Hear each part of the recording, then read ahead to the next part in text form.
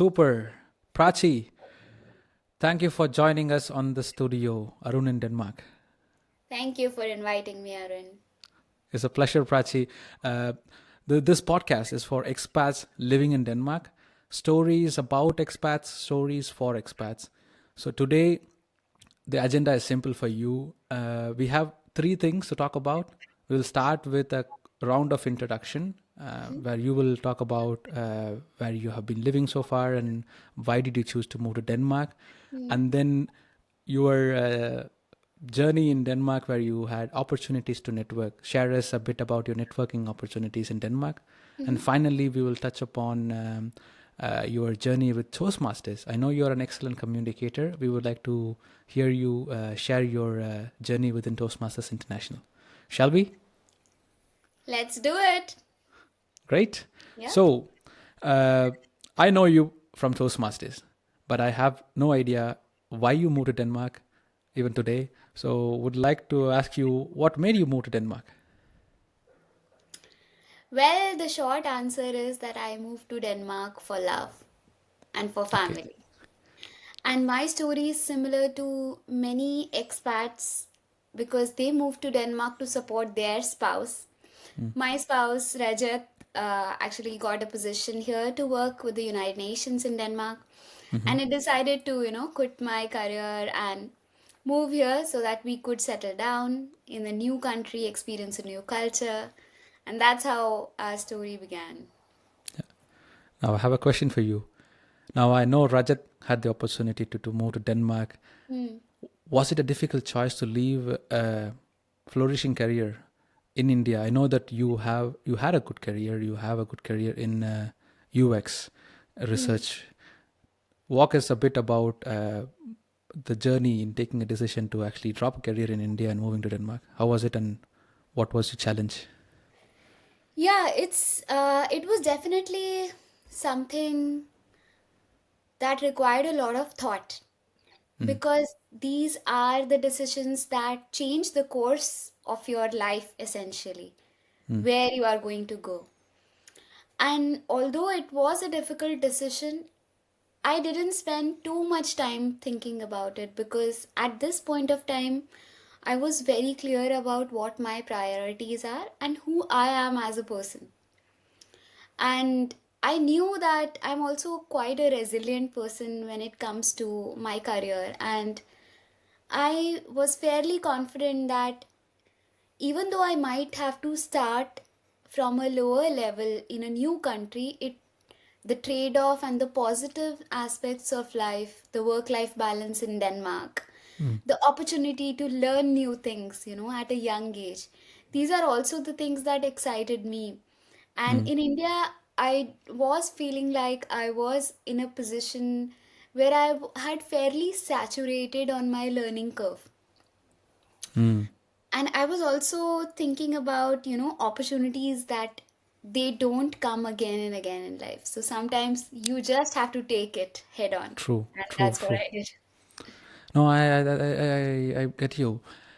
When I moved to Denmark, I Mm, had a situation where I was working for a Danish firm. So I had mm, this luxury of knowing about Denmark to an extent. Not mm, much, but I know about how Danish working environment is working for a Danish firm. mm. But how much information you know about Denmark when Rajat got this opportunity and you are now flying to Denmark? And what was the initial impression about moving to Denmark? Like, you know anything about Denmark? Yeah, I had read the book Hooger Okay. and a couple of years ago, and so I was quite fascinated by the idea of it. However, I had no idea that I would be moving to Denmark one day, when I just, maybe I manifested it. I don't know the reality of it. And the second thing I knew about was the Danish sweets and pastries. Okay. These are the two things that I knew about Denmark. But at the same time, I also knew about the rich cultural history, the nature, and the focus on having a stable family. That was really important, and I value those things as well. So And you talked about family. I think it reminds a bell for me as well. Um, for the first 2 years living in Denmark, Mm. I couldn't understand the meaning of work-life balance even while working in Denmark. So it took me some time to think about why family life matters and why looking at people, Danes especially, prioritizing life and also the work. Mm. I think that is a global, at least on a global level, Denmark has this impression that they prioritize both life and work, and also it's not just on papers but also in real life that you see. So now that you have decided to move to Denmark, Mm. what are the first things that you wanted to think about moving to Denmark? Like, for so you took the flight, you arrived in Denmark. What are the Yes. things you actually plan to bring from India, apart from apart from the sweets, apart from the food? But yeah. Yes, that's an excellent question because you are kind of moving your entire world, but Mm, you don't have the liberty to take the world with you. mm, So we had 23 kgs each, mm. and majorly was filled with warm jackets, Yeah, spices from yeah. home, and some of the few treasured memories that I have, that I still have actually on my bulletin board, were some notes and some gifts from my friends, because when I was leaving, Mm, they wrote letters to me, and I still mm. brought them with me here, because the sense of newness is important, but a sense of continuity is also important in life. True. And those were the three things that we brought from home here. Yeah. Talk us about the weather conditions, because I know you hail from India. Which Mm. part of India are you, for the audience's perspective, and what is the difference that you see in terms of weather conditions? You can just explain a bit. Yes, I would say I lived in, let's say, 4 5 different cities in Okay. India, but majority of my time was spent in New Delhi, which is the capital of India. Mm. In Delhi, typically we have four seasons, which are summer, winter, rains, and the autumn and spring. Mm. Yes. Mm. We also have the traditional Indian monsoon, which is like a heavy rainfall and very Yeah. humid period. So, in living in Delhi, I was very used to the extremities in temperature, because the winters would get as cold as 0 degrees, and the summers would go as high as 46, 47 degrees. In fact, as we speak right now, yesterday, the Mm. temperature touched 50 degrees Celsius Wow. in my That's a hometown. lot. 50 degrees Celsius, by the way, audiences. Yes. So yes, the climate shock was more than the culture shock, I would say, because I landed in the middle of December. It Okay. was, I think, 2 or 3 degrees, and Ah. I felt like I had no chance. But within a year, I acclimatized here, and now even I start feeling hot when it's 20 25 degrees Celsius here. I'm like, oh, it's so warm out here. I think after living in Denmark for more than a year, you'll probably realize when you go back to India, like you said, even 30 degrees would feel like too much for you to handle. And I could imagine when Danes come back to visit Indian offices, the moment they realize that it is hot and humid, they start to feel that they have drippings around their shirts, and then, like, oh man, I feel like this is so warm and humid. I can't survive. How do you guys live? And I asked the same question to them. How do you guys live in minus 10 degrees when it's Mm. blowing that heavy? So my experiences stem from, I lived in Chennai for many years. I grew up in Oh Chennai. yes.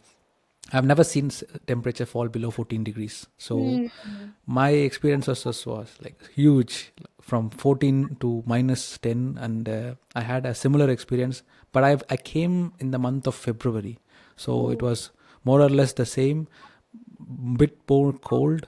And yeah, I had to get through this anyways because I had a job, and for me, that is one way of adjusting to the circumstances of Mm. opportunity. I was trying to Yeah. balance the opportunity versus the circumstances, Yeah. and I said, okay, you know what, I would rather pick the opportunity and then figure out the rest is figurable. And yeah. Yeah, you had an So incredible journey as well of moving here. with Yeah. I believe, uh, But you lived in many states. You said Delhi, Mumbai, and what are the other states in India? So I was born and raised in Delhi. Yeah. Then for my BTech education, I went to Rajasthan. Four Okay. years I was in Jaipur. Yeah. Then after that, I came back and I was working in Noida, which Mm. is just outskirts of Delhi. Yeah. And then after that, after working for 2 years, I went back to Ahmedabad, which is in Gujarat, Yeah. to pursue my first like postgraduate degree, postgraduate certification in copywriting advertising. Okay. Then came back and worked for a couple years in Udaipur and Jodhpur, My God. Okay. again Rajasthan. Yeah. Then I did an internship in Pune as well for Mm. during that time. Then I decided to do my master's in design, and so I studied at National Institute of Design, which is in Ahmedabad. So we had my campus was in Gandhinagar. Mm. So again, 3 years in Gujarat, and then finally moved back to Delhi, which is when around the pandemic started. So Mm. that time I was working from home or working from Gurgaon, Mm. and the office was eventually in Bangalore. So I had to visit Bangalore a couple of times. So that was the whole journey, like, but majorly I've lived in Delhi, Rajasthan, Gujarat. Now my Mm. parents live in Mumbai, in Pune, so I go to Mm. Maharashtra often. So yeah. For the audience's perspective, these are bigger states in India, and she referred almost north to south of India, from Noida to Gurgaon. These are IT hubs, by the way. And there's also Bangalore, which is completely south, and there's Udaipur, there's Pune, and Prachi. Quick question to you: how many languages do you know? So I'm fluent in Hindi, Marathi, and English. Yeah, I also took 2 years studying Spanish, international Spanish, yeah. and now I'm learning Danish as well. And besides that, I do understand Mewari, Marwari, Gujarati, and Kashmiri because I lived in those parts of the Yeah. country as This is the best example I could ever listen to someone speak. What are the lessons that you learn when you travel to a different state? Because India in itself is it's a group of states divided by regions, but actually it's also linguistic differences. What are well. the values that you learn from each of these? Be it travel or be it for work. What did you learn from working in these different areas in India? Hmm. People, in India, we say people have this saying that at every 10 steps, the taste of our water changes. And at every 100 steps, the sound of our language changes. Wow. This is actually a saying, and this is true. And I felt that in a lot of places around the world, the climate impacts the way we speak. Mm, In hotter parts, warmer parts, people are more free with their bodies because they want to expand their surface area. And so you will find even when you go to Spain or Italy, people mm, are more open with their gestures. mm, However, up north in India, which is very cold, and even in the colder parts of the world, there is a tendency to conserve energy. So the body language is small, it's not mm, mm, very expanded. You tend to keep your hands inside and close to your body to protect yourself mm, from the cold and the onslaught, gathering warmth. So there are some of these nuances to the region affected by the climate.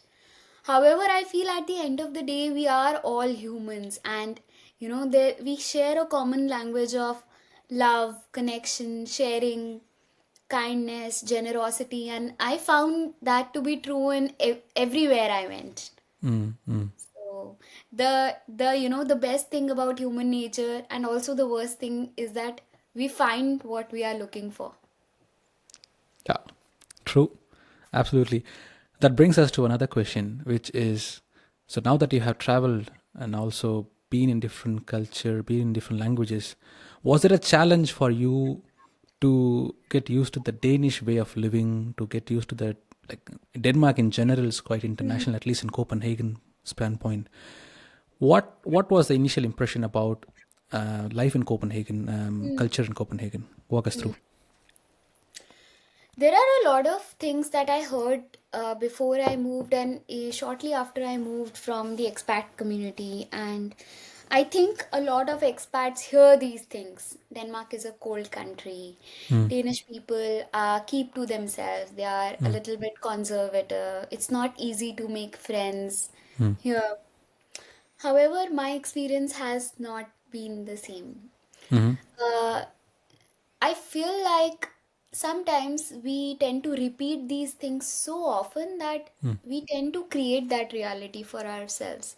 mm, And although it is true that as an expat, you do have to adjust and learn a few things, I mm. feel like that's a precondition to move anywhere in the world, not just Denmark, right? Exactly. When in Rome, you learn how Romans behave. So Exactly. that's Yeah. and for me, the good challenge was on the physical health part because when I was in India, I was very used to certain comforts of life, like ordering an Uber or ordering food or groceries from Mm, outside. And here, you typically walk or bike or cycle or you involve yeah. yourself in a lot of physical activities. Mm, And I feel like that has certain good impacts on your body and health as well. And yeah, I mean, we cannot expect to continue the same kind of behaviors we have somewhere else and expect that we will be well adjusted. So finding those communities where I share my interests, like with you, we share a passion for public speaking, mm, right? We are both in tech. mm. So doing these kind of meetups and volunteering at different professional meetups help me gain friends, put myself out there, yeah, and Now, become more now, well adjusted. now that you touched upon the networking part, curious about how did you find Frederiksberg Toastmasters community? What made you choose to actually join Toastmasters in the first place in Denmark? I was attending an event at the Copenhagen Business School, Mm-hmm. and I heard somebody speak about Toastmasters, public speaking, and leadership. And a couple of people who were there already seemed to be something that I also could imagine myself doing. Mm, And I just typed into Meetups app Toastmasters, mm, and I saw a couple of different clubs come up. mm, So the next one was on Saturday, and I was like, okay, let me go and check it out. How is mm, it? And the first time I went, I was called by Amir and Musna to go up and speak on the table topics, and mm. I was I was amazed that when I was talking, people were actually clapping and being so supportive and laughing, like, and I was hooked from there. So that's where I started my journey with Toastmasters. It's funny that I had the exact same experiences when I joined Frederiksberg Toastmasters. I've never Mm, joined other clubs. I've never participated in any other Toastmasters club in the mm, past. But it was one summer I had limited things to do and I signed up for this Toastmasters because I had this tendency of talking really fast and I want mm, to improve upon that. And then I showed up and I met Musna like you did. Um, and I think rest is history. I think it has been a fantastic journey, meeting a lot of expats and also learning from a lot of good speakers and workshops and so forth. So now that you're in Frederiksberg Toastmasters, you also had an amazing run current year since 2023 end until now with preparing for the international speeches in our group, and you're also the representative of our club at the international stage. Walk us through on the journey of showing up on the first place to compete in an international event. It was really difficult and draining to put myself out there and share my story on such a big stage in front of people who've been in Toastmasters for years, Mm, exceptional speakers.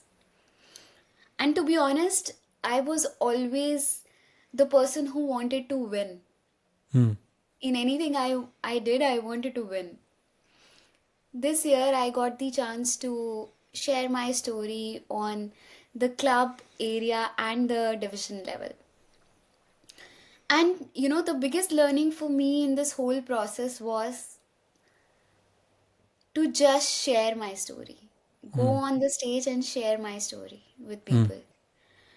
And I was surprised that the biggest, reward that I got was on the stage on the division contest. I won the Mm-hmm. silver trophy, second prize. And as I was standing there with my trophy in my hand, I looked at the auditorium and I could see around 50 people, including you. Mm. And I felt like all of these people are rooting for me. They are connected to me. And Yeah. that was the biggest win for me. Mm. To be there and to realize that you have people who are in your corner supporting you. Mm. That was amazing. And I also got a chance to listen to other people's stories, learning Mm. from them, learning from excellent speakers like yourself. And you have evaluated me a number of times as well. So, yeah. So Toastmasters in the weekends, and you also have other activities. What are the other activities that you are primarily focusing on, apart from building up your communication and building up your public speaking skills? Mm. So, I would like to tell anybody who is listening that I am also a designer and a researcher. Mm. Now, besides Toastmasters, a major amount of my time goes in growing and nurturing the UX community in Copenhagen. Mm. I am an active member of the Copenhagen UX community, Mm-hmm. and where I am responsible for organizing, hosting events, Mm-hmm. as well as developing some of the repositories and some projects that are basically focused to help people who are in the UX network in Copenhagen. Wow. Okay. Yeah. How long are you a member so far? So I've joined about 3 months ago, Okay. and since then I've been part of number of their events and activities, and we're also developing certain reports and certain tools to help UXers at different levels in their Mm. career stage. Yeah. I'm always curious to know what does an UX researcher does on a day job, because I come from mechanical engineering and I'm working in the civil engineering. Mm. So for someone who is looking to venture into UX, could you just paint a picture on what a UX designer researcher does on a given day, and Yeah. how does it fit in the Danish market? However you like to explain. Yeah. Sure, that's an excellent question. So let's start chronologically. So it was Mm-hmm. around the year 1995 that Mm. the term user experience was first coined by a person called Dan Norman. He was the Mm. author of the book called Design of Everyday Things. Mm. And he was Mm. also one of the first people who worked for Apple. Mm. So the history comes from human computer interaction design, HCI, Mm. but the term UX refers to people using certain digital services, or maybe a hair dryer or a washing machine, Mm. things that requires an interface for somebody to achieve certain usefulness in their life. Mm. So basically, there are three parts to every digital solution we have. First is an information, Mm-hmm. second is interface, and third Mm. is interaction. Okay. Now, if I ask you, Arun, what Mm. time is it? I'm gonna look at the calendar. It's Yeah. 6:32 p.m. Exactly. So the information that you shared with me, Mm. 6:32. Mm. That's the information aspect of it. The Okay. way it is written numerically, 6 dot dot 32. Yeah. 32 Yeah. p.m. That Mm. is one format of it. That is the information aspect of it. Mm. You could also have said 1832, right? That's a Mm. Mm. different format. And that is also useful in the Mm. context that it Mm. is, being used. Second part is the interface. Like, for Mm. example, the interface is literally the face which Mm. displays the information. Mm. If you look at the watch Mm. face, Mm. that is the face on which the Yeah. information is displayed, Mm. right? So that is also something that designers do. They design the interface as well. So there is Okay. information design, then there is interface design. Okay. So design of watch or design of calendar, design of a clock is all interface design. Okay. The third aspect is interaction. Mm. What you said right now was, I just looked at my calendar. Mm-hmm. So the way the users interact, what do they do in order to get that information, is Mm. also where designers work. So in this case, to look at the you looked at the calendar to know what time it is, right? Mm-hmm. You could have even typed at Google, say, what Yeah, time is it exactly. in Mm. Copenhagen, right? So Yeah. you Yeah. typed in Yeah. that case. You could have used a voice interface. You could have said, hey Mm. Siri, what time is it? Yeah. Alexa, what time is it now? The time is 6:33 p.m. It is selling 633. Let the green dots fall on So the this is dial. the action design, right? Interaction design. Yeah. So my job as a designer and a researcher is to work in all these three aspects to Mm. help people solve their everyday, needs. It could be something like using a WhatsApp messenger. It could be ordering something off of Zalando or Mm. Amazon, or it could be maybe getting your post from Mm. the Danish government on your Mm. e-box. Mm. All of these design of interface, interactions, and information is done by designers. Amazing explanation. I've never had this detailed yet simple explanation. And you also touched upon human interface. So you also study about how human psychology and how human behaviors are to actually design something, if I understand it correctly. You are bang on point Yeah. because technology is designed for people. Mm. It is people are shouldn't have to be trained on technology. Mm. Mm. Mm. And a lot of places where we often go wrong is because we design something complicated Mm. and we say that, oh, users are not using it properly, people Mm. are not using it properly. However, Mm. that's the wrong interpretation of design. The design should be made for how people are Mm. now, not how they should be. So Mm. that comes from a deep understanding of how human brain works, how Okay. what are their mindsets, what is perception. Yeah.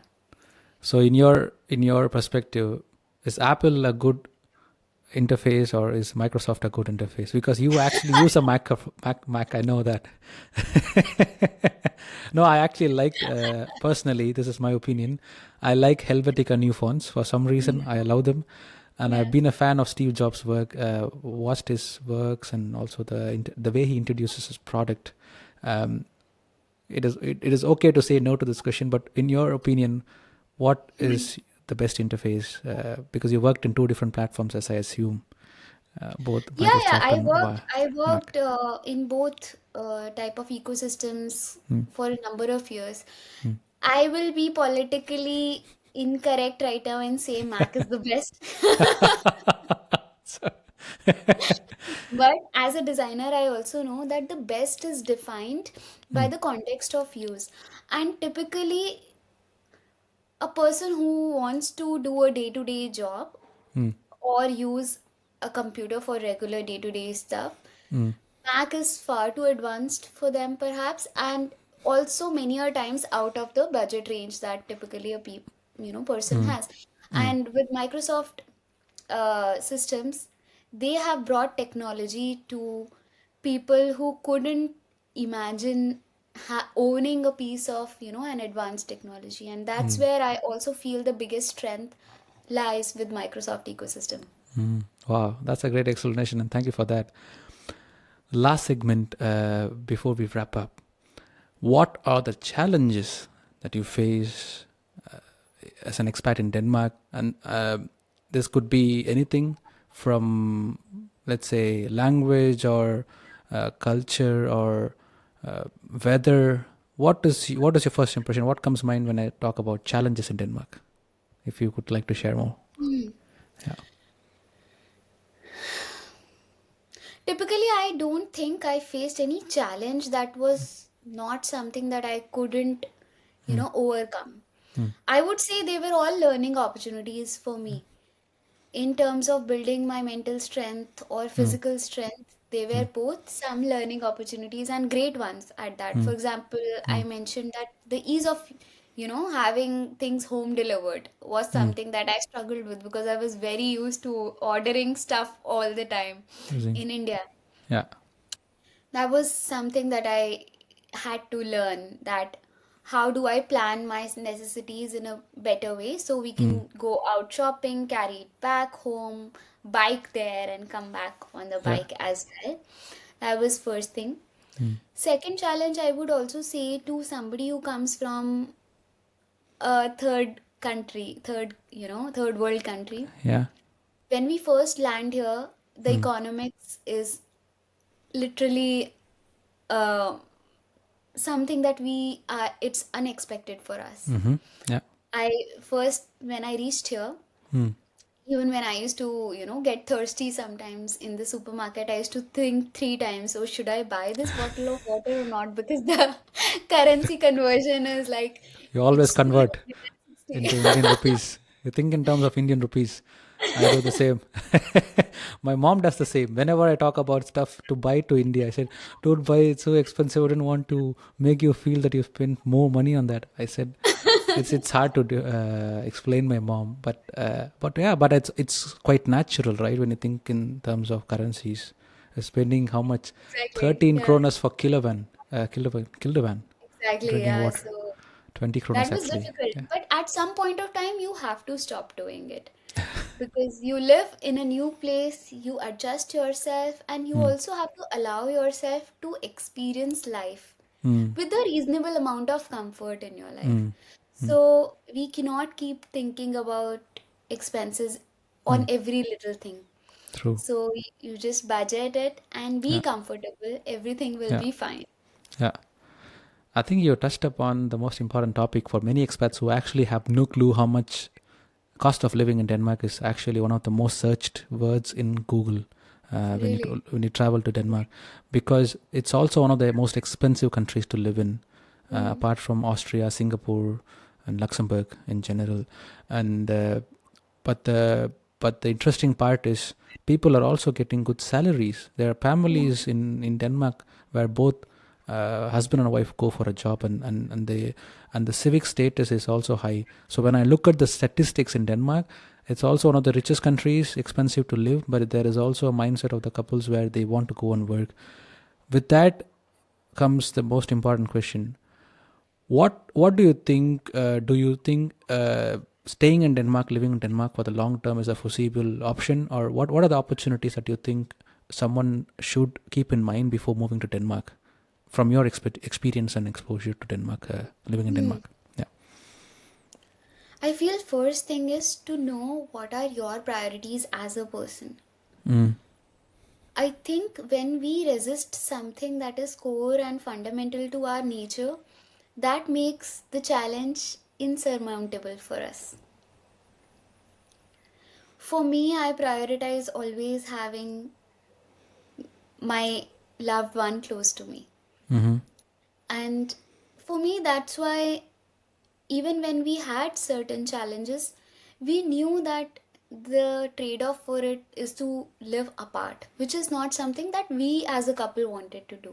Mm. And of course, people have their own priorities, and it is also something that can be phased out with time. Mm. Looking back, we also think that we could have taken certain things differently. Mm. However, I feel that the most important part is first to we have a very realistic conversation about who we are as a couple, or as a person who you are, and nothing is wrong. It's about a personal choice and personality, Mm. and there is no one way or a one answer that that applies to everyone, Mm. because certain things might make me happy and it might make somebody else really unhappy. Mm. So it doesn't depend so much on what is outside of you, Mm. but having a more realistic understanding of who you are and then Mm. matching your environment to what makes you flourish. Mm. Yeah, that is actually well put. And I guess if I want to reflect on this point, the initial impression for me when I moved to Denmark was not to settle in Denmark, but now I feel like as 5.5 years pass by, I feel like this is my home away from home, and I've built an ecosystem where I have good friends, communities. I've been increasing my level of awareness living in a foreign country, and so much has happened that I feel like it's hard to think going back to India. Now, a question to you. How do you feel if you are in a situation where you think you will end up living in Denmark for the rest of your life? If that is a hypothetical question, hypothetical situation that you face, maybe it's if it's too much, you can say no to that question. But I'm putting in the spotlight. I don't know actually. As I said, I'm a fairly resilient person, and I feel like I'm ready to take on every new day as it comes my way, you know. And like I said, I know that it really doesn't depend so much on where I am, but how I choose to take take it forward from where I am situated. And I am happy even if I get the chance to stay here all my life, or I am also excited if I have a new learning opportunity to move anywhere else, explore a different side of life. Yeah, it sounds very similar to YOLO. YOLO.